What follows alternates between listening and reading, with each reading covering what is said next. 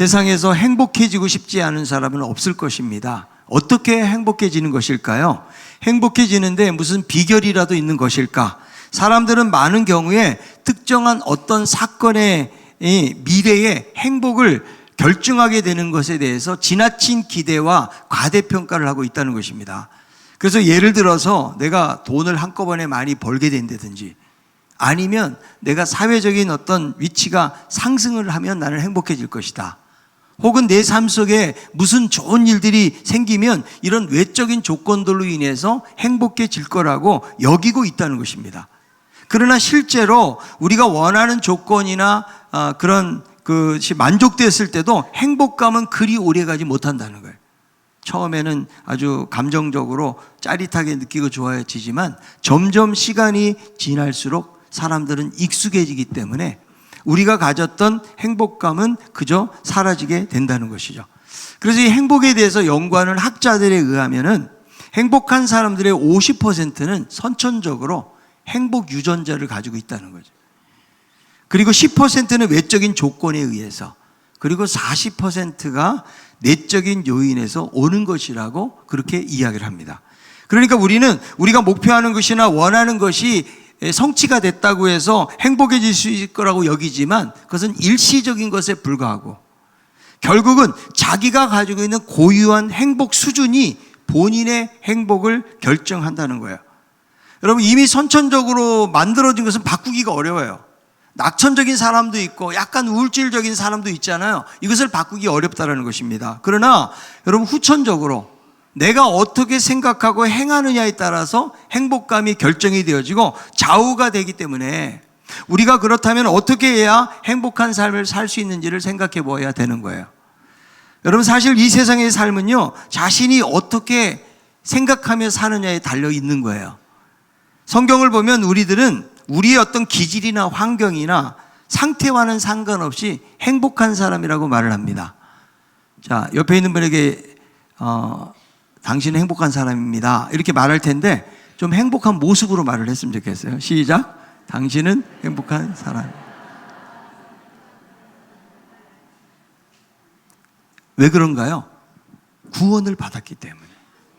하나님이 놀라운 구원을 우리에게 주셨기 때문에 우리들은 어떤 외부적인 조건과는 상관없이 행복한 사람이라고 말해요.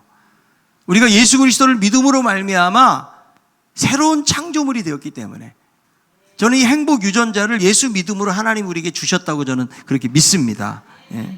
여기서 우리는 출발하는 거예요. 그렇다면 우리가 어떻게 더 행복하고 복된 삶을 살아갈 수 있을까? 날마다 주시는 말씀 속에서 행하며 살게 될 때에 하나님께서 우리에게 행복과 축복을 더해 주실 줄로 믿습니다. 자, 오늘 말씀을 보니까 어떤 자가 복되다고 말씀해 주고 있나요? 오늘 이 말씀은요, 사도 바울이 밀레도에서 에베소 장로들을 만나가지고 마지막 고별 설교를 하는 장면 가운데 등장하는 내용입니다. 사도행전 20장 35절에 이렇게 말씀하는데요, 범사에 여러분에게 모본을 보여준 바와 같이 수고하여 약한 사람들을 돕고 또 주 예수께서 친히 말씀하신 바 주는 것이 받는 것보다 복이 있다 하심을 기억하여야 할지니라. 자, 오늘 말씀해 보니까 주는 것이 받는 것보다 뭐가 있다? 복이 있다는 거예요. 이 말씀을 사도 바울은 예수님이 친히 하신 말씀이라고 증거하고 있는데 복음서에 보면 동일한 말씀이 나오지는 않아요. 그러니까 유사한 말씀들이 있기는 하죠. 그런데 사도 바울은 주 예수께서 친히 말씀하셨다라고 증거하고 있는 것입니다. 그래서 이 말씀에 대해서 많은 학자들은 구전을 통해서 내려온 말씀이거나 아니면 주님께서 바울에게 직접적으로 하신 말씀으로 그렇게 생각을 하고 있는 것입니다. 어쨌든 복음서에 나와 있는 말씀과 동일하지는 않지만 그러나 주님이 하신 말씀들의 맥락 속에서 보니까 얼마든지 이런 가르침들을 찾아볼 수가 있다는 것입니다. 예수님께서는 말씀하시기를 주는 자가 복이 있다, 주는 자가 행복하다라고 이야기해주고 있다는 것이죠. 그런데 여러분, 어떻게 주는 것이 복이 될 수가 있을까요? 여러분은 받는 게 좋습니까?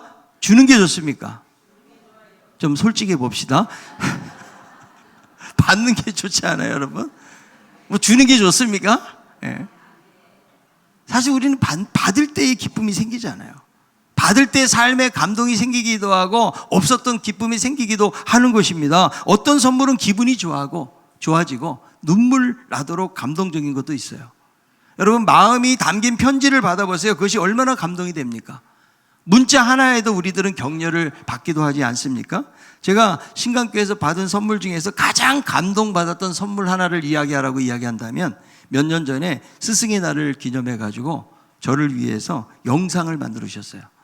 제자반을 중심으로 해가지고 수십 명의 성도들을 인터뷰를 해가지고 어린아이들까지 해서 스승의 노래를 부른 영상을 만들어서 예배 끝난 다음에 앉아있으라고 그래서 앉아있었더니 그 영상을 틀어주는 거예요. 얼마나 감동이 되는지요. 그동안 목회하면서 힘들었던 그런 수고들이 그냥 눈 녹듯이 사라지는 그런 경험을 했는데요. 그래서 우리가 무언가를 받는다라는 것은 우리를 기쁘게 만들고 흐뭇하게 만들어준다는 거예요.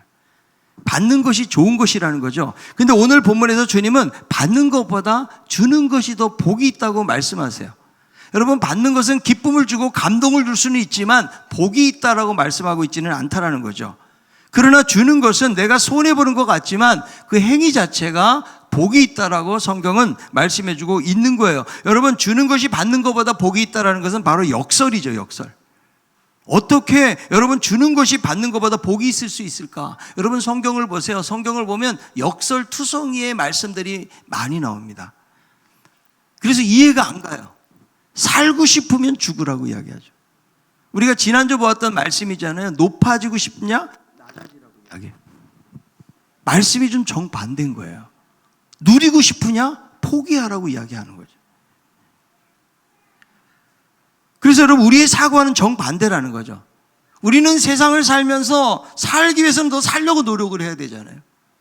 갖고 싶으면 더 가지려고 노력을 해야 되고, 누리고 싶으면 더 누리려고 해야 되죠. 높아지고 싶으면 높아지려고 노력을 해야 돼요.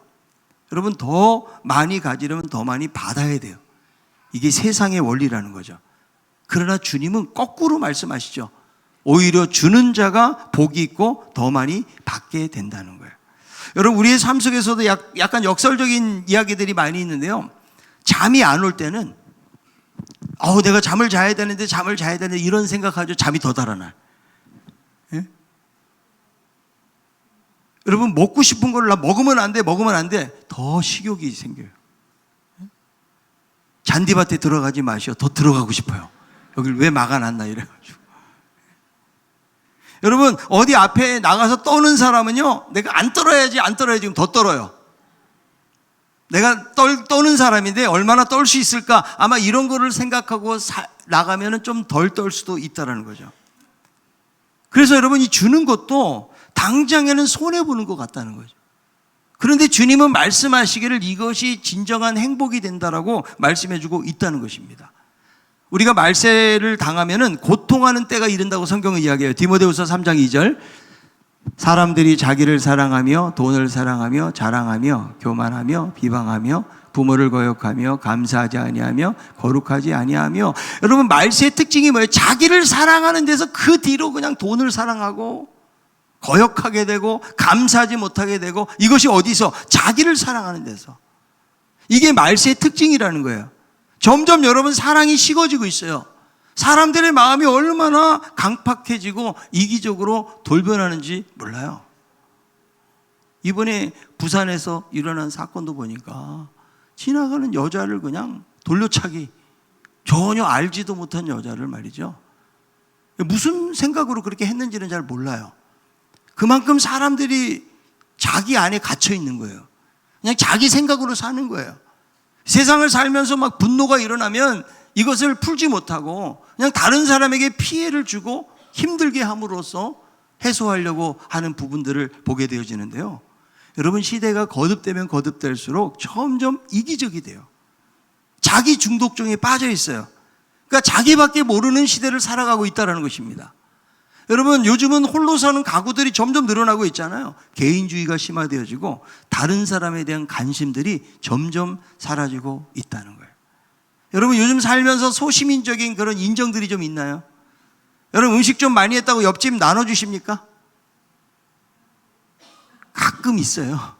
별로 나눠주려고 하지 않아요. 그냥 우리 해서 먹기 바쁘지 옆집 사람이 어떻게 사는지에 대해서 그런 음식 나누는 문화들도 점점 여러분 사라져 가고 있다는 것이죠.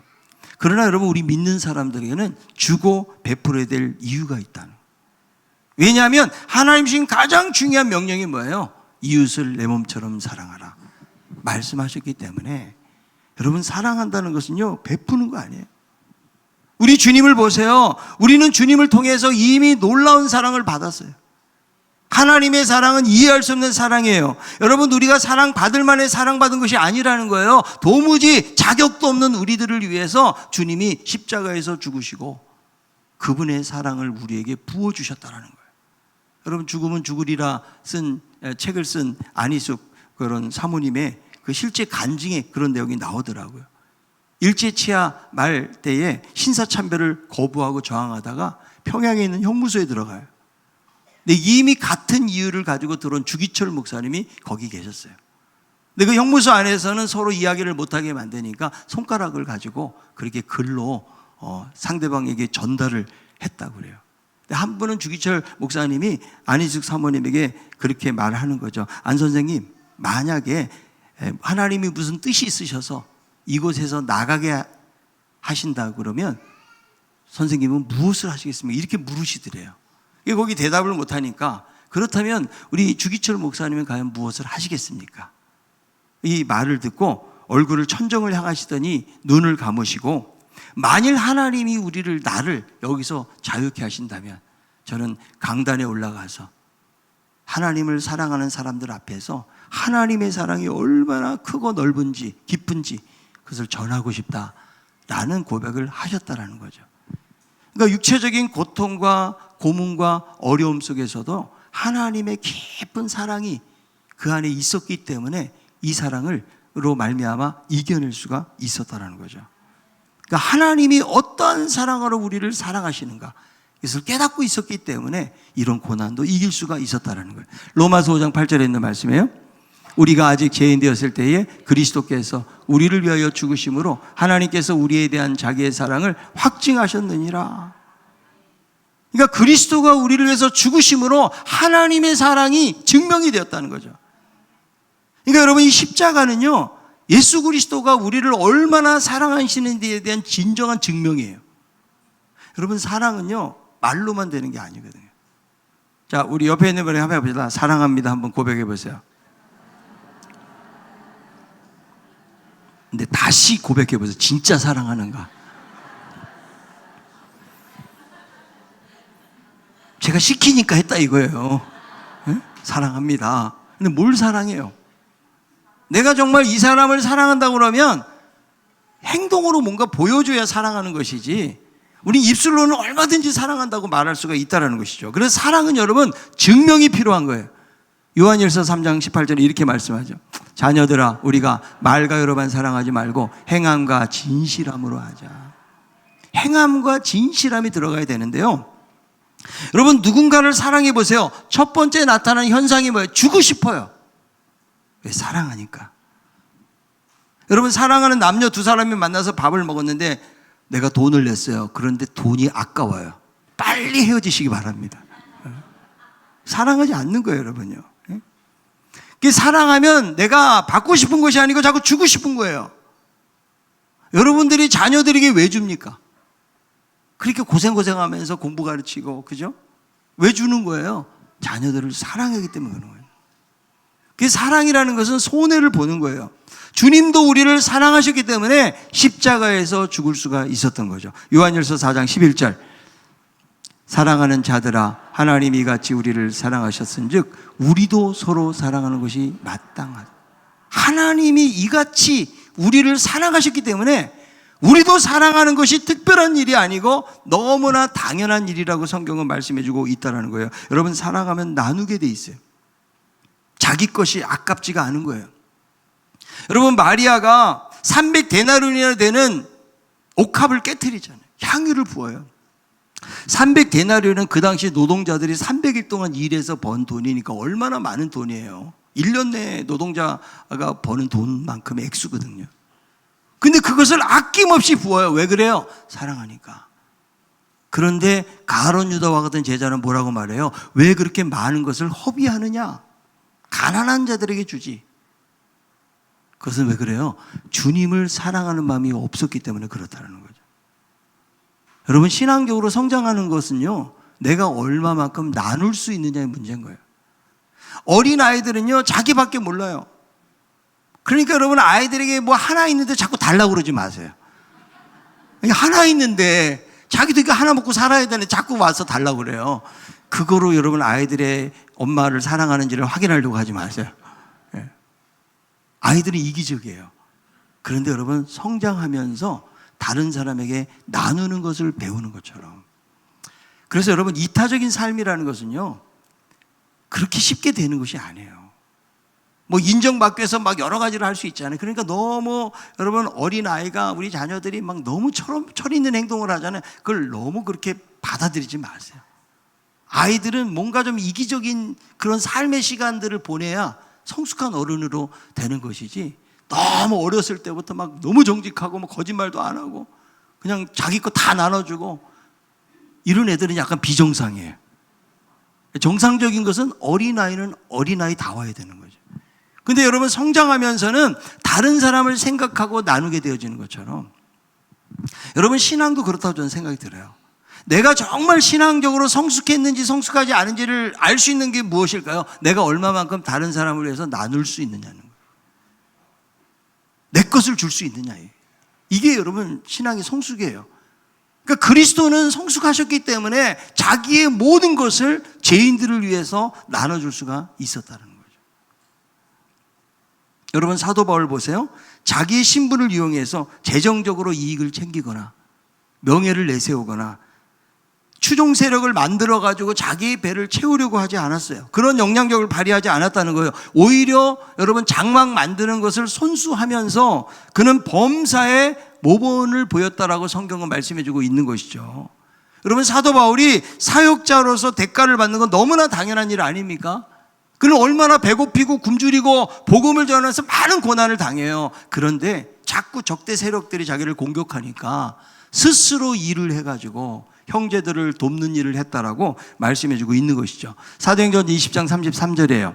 내가 아무의 은이나 금이나 의복을 탐하지 아니하였고, 여러분, 고대사에서는 은, 금, 의복이 너무너무 중요한 것이죠. 그런데 바울은 자기의 소유가 아닌 것을 탐하지 아니하고 자기가 열심히 손으로 노력을 해가지고 노동을 해가지고 다른 사람을 돕고 살렸다라고 이야기하고 있는 거죠.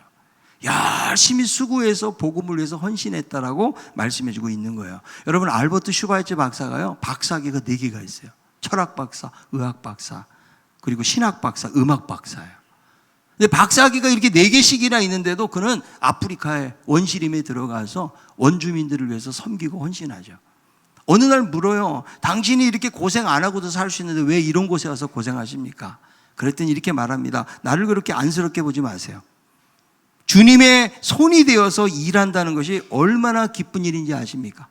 이것은 가장 가치 있고 행복한 일입니다 라는 그런 말을 했다고 그래요.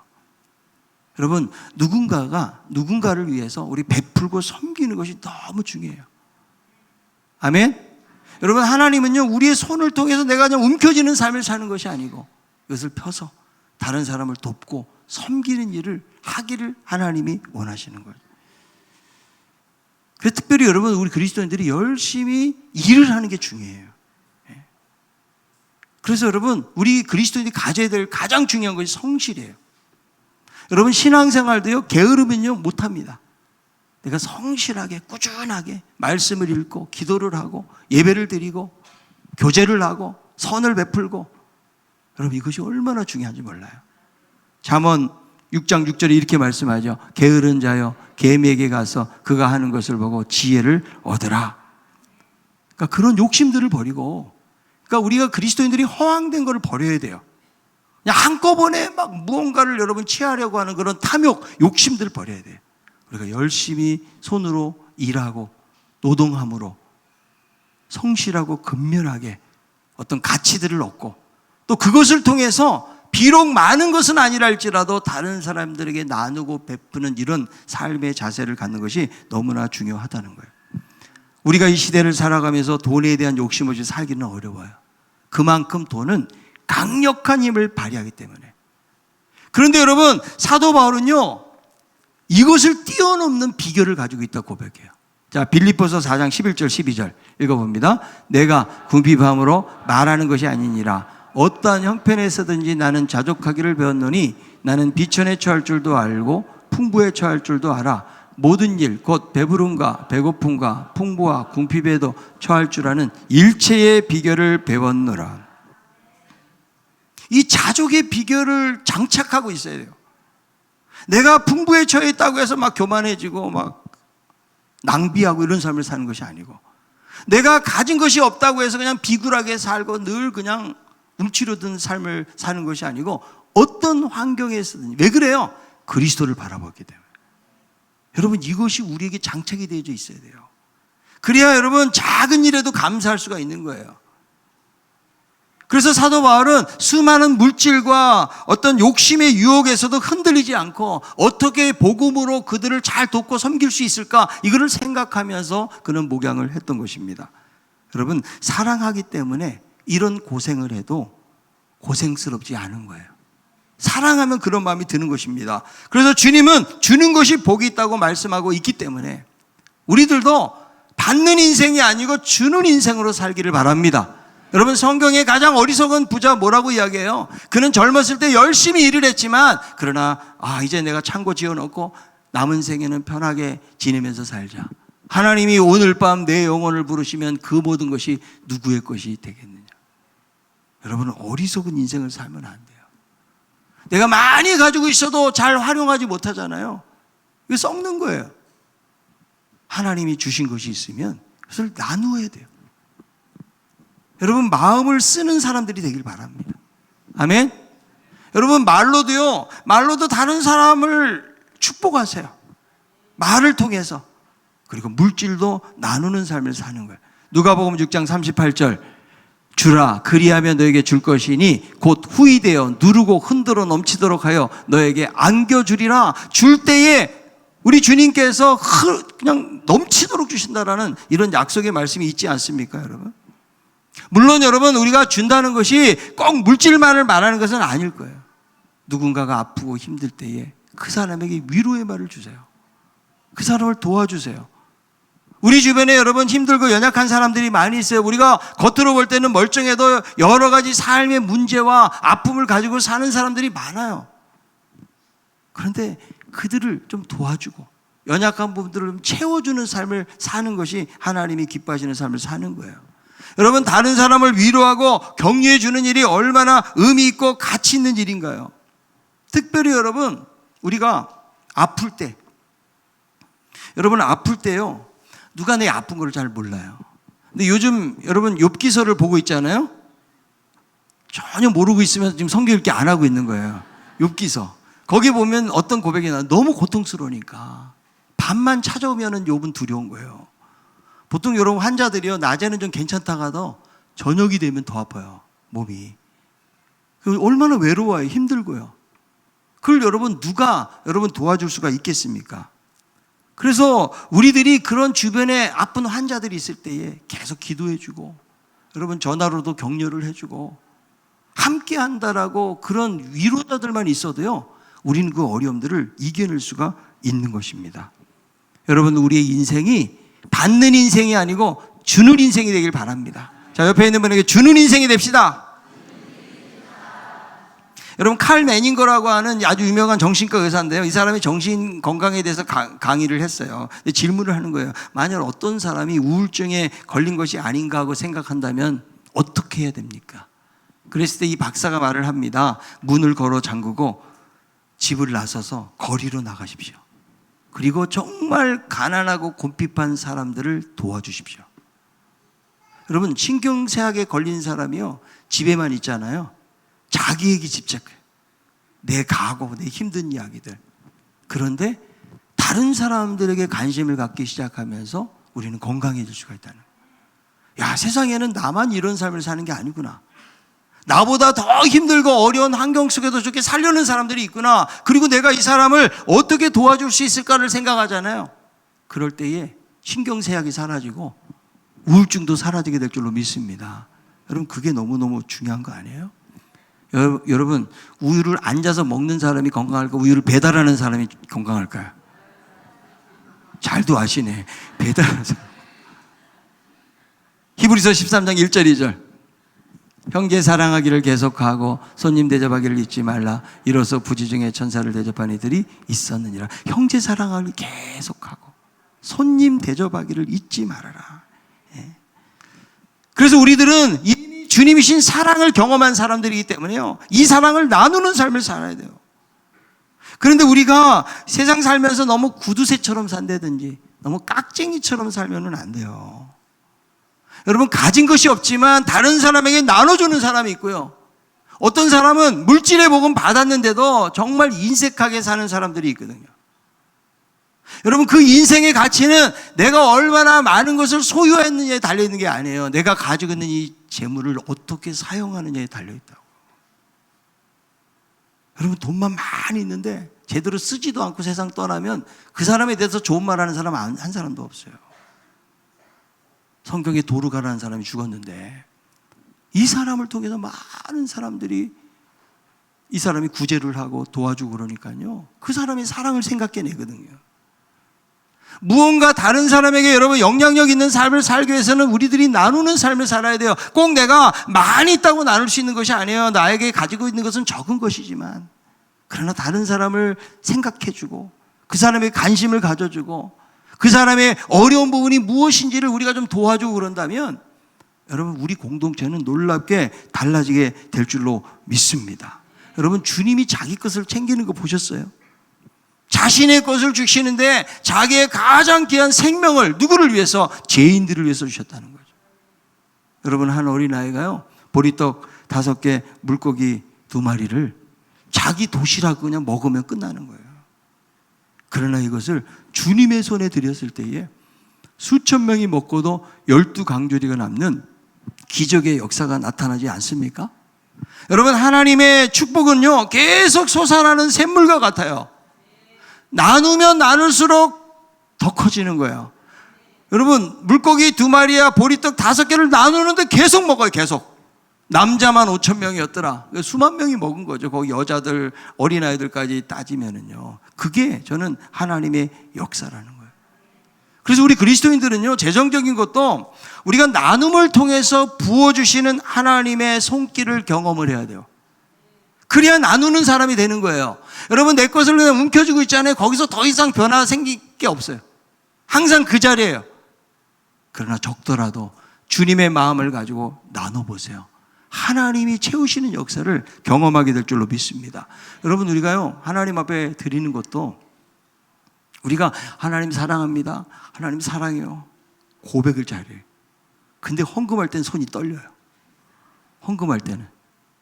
여러분, 우리가 하나님 앞에 드리는 것도요, 하나님 앞에 드림을 통해서 채우시는 은혜를 경험해야 돼요. 이게 하나님의 공급하심이에요. 내가 아무리 여러분 내 인생을 계획하고 잘 산다고 할지라도 하나님이 도와주셔야죠. 아니, 우리가 일을 안 해서 가난하게 사는 건 아니잖아요. 아무리 열심히 일을 해도요, 여러분, 물질이 항상 부족한 사람도 있다고요. 그러나 부족하고 연약해도 하나님께서 재능과 은사를 주셔가지고 또 여러분 돈을 또 잘 버는 사람도 있어요. 근데 하나님이 청지기를 우리에게 맡기셨기 때문에 이것을 가지고 어떻게 사용하냐가 중요하잖아요. 그래서 여러분, 하나님 앞에 드릴 때도 정말 감사의 마음으로 드리세요. 하나님, 지난 6개월 동안도 인도하심을 감사합니다. 앞으로의 나의 삶도 하나님이 책임져 주실 줄로 믿습니다. 여러분, 물질이 우리의 삶을 좌우하는 게 아니에요.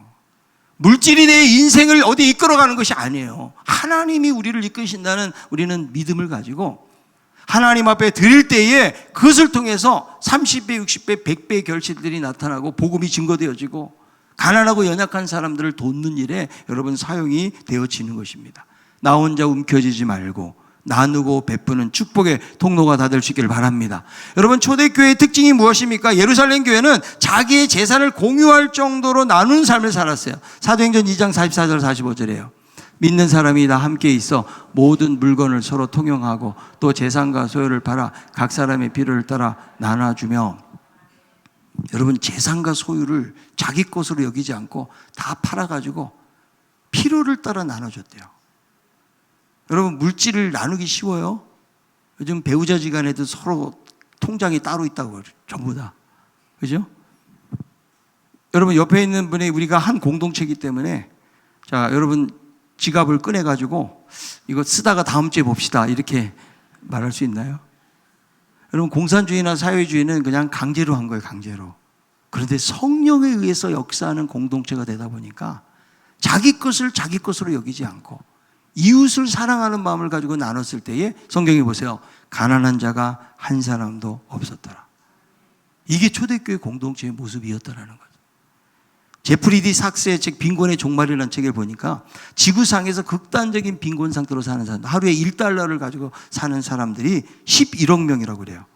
근데 이런 사람들에게 선진국 국민 총 생산의 0.7%인데 이것을 돈으로 환산을 하면요, 10,000원당 한 사람이 70원씩만 할애를 하잖아요.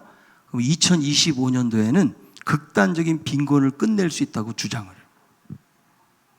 오늘날에 여러분 우리의 사회는 너무 균형이 틀어져 있잖아요. 가진 사람은 그냥 많은 것을 가지고 있어요. 없는 사람은 너무 없어요.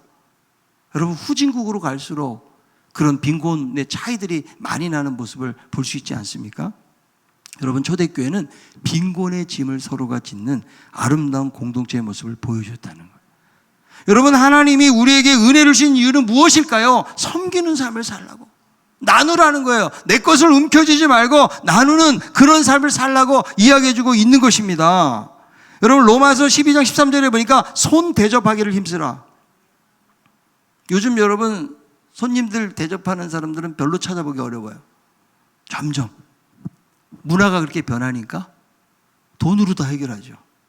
내가 막 수고해가지고 노력해가지고 음식을 준비해가지고 이렇게 대접을 하고 이런 문화들이 점점점 사라져가고 있거든요. 근데 성경은 손 대접하기를 힘쓰라. 여러분 자기의 정성과 자기의 생각과 땀이 들어가잖아요. 훨씬 더 사람들을 감동시킬 수가 있는 거예요.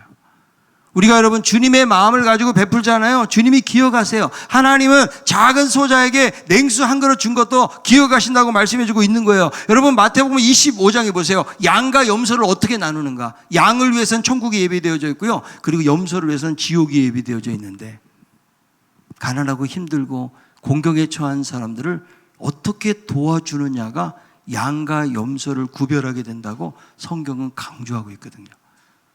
천국이 준비되어진 양들은요, 자기들이 나눠줬는데도 잘 생각을 못해요. 왜 그래요? 그들의 일상이기 때문에. 그런데 염소로 구분된 사람들은 생색은 내는데 주님이 기억하는 그런 섬김이 아니라는 것을 말씀해주고 있다는 거예요. 그래서 여러분 주는 것이 복이 있다라는 이 짧은 한 말씀을 우리가 마음속에 기억할 수 있기를 바라고요. 우리 주변에 나를 통해서 하나님이 도움을 주기를 바라는 사람들이 많이 있어요. 그래서 내가 누군가에게 줄 때는요, 이것을 계산하거나 되돌려 받을 생각하면 안 돼요. 주님은 오른손이 하는 것을 왼손이 모르게 하라고 말씀하고 어떤 보상이나 조건도 붙일 것이 없고요. 우리의 최고의 선행은 무엇인가 하면 상대방이 전혀 해주지 못하는 자리에 있을 때 하는, 이게 바로 주님이 우리에게 베푸신 삶이에요. 잠언 3장 27절에 내 손이 선을 베풀림이 있거든 마땅히 받을 자에게 아끼지 말며. 마땅히 받을 자들에게 아끼지 말아라. 너에게 선을 행할 힘이 좀 있다면 그렇게 하라는 거예요. 여러분 존 웨슬리는요, 동전 3개를 항상 주머니에 넣어 갖고 다니면서 3가지 일을 실천했대요. 첫째는 다른 사람을 내가 기쁘게 반겨줘야겠다. 사람을 만날 때마다 기쁘게 반겨주자. 그러면 동전 하나가 이쪽으로 옮겨오는 거예요. 두 번째 뭐냐면 다른 사람에게 내가 작은 것이라도 선물하자. 세 번째 착한 일 하자. 요 3가지, 3개의 동전을 가지고 하루를 보내면서 동전이 이쪽 주머니에서 저쪽 주머니로 옮겨지는 것을 확인하면서 자신의 삶을 실천하면서 살았다라는 거예요. 여러분 인생을 살아가면서 남에게 대접받고 무언가를 얻으려고 하잖아요. 그럼 미안함, 떳떳하지 못함이 생기게 되어지는 거죠. 그러나 다른 사람을 돕는 일은 얼마나 기쁜 일인지 몰라요. 여러분 선한 사마리아인의 비유를 보세요. 제사장도 지나가고 레위인도 지나가고 다 이유가 있기 때문에 지나간 거예요. 그러나 사마리아 여인은 끝까지 도와주는 모습을 보여주면서 주님이 뭐라고 말씀하세요?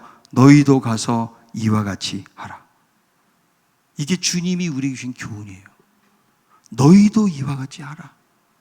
주님, 저는 물질이 없습니다. 그러나 이미 그리스도의 풍성한 사랑을 주셨기 때문에 내가 물질이 없어도 다른 사람을 위로할 수 있죠. 다른 사람을 도와줄 수가 있어요. 다른 사람을 세울 수가 있어요. 이게 주는 삶이에요. 여러분, 하나님은 은혜대로 하는 거예요. 내가 물질이 없는데 어떻게 물질로 도울 수가 있을까요? 그러나 나에게 작은 것이 있더라도 이웃을 생각하는 그런 마음을 가지고 살라고 성경은 우리에게 말씀해 주고 있는 거예요. 여러분, 최고의 복은 나누는 것이라고 말을 해요. 주는 자가 복이 있다라는 말씀을 기억하여야 할지니라. 이것을 기억하고 우리 신강교회도 주는 교회가 되길 바랍니다. 주는 것은 여러분 손해보는 것 같지만 손해보는 것이 아니에요. 아까운 것이 아니에요. 예수님의 말씀대로 하면 주는 자가 가장 복 있는 자라고 말씀해주고 있기 때문에 우리는 줄 때에 하나님이 부어주시는 축복도 경험하게 되어지는 것입니다. 주는 성도, 가장 행복한 삶을 살아가는 우리 모든 교회와 우리 성도들이 될 수 있기를 바랍니다.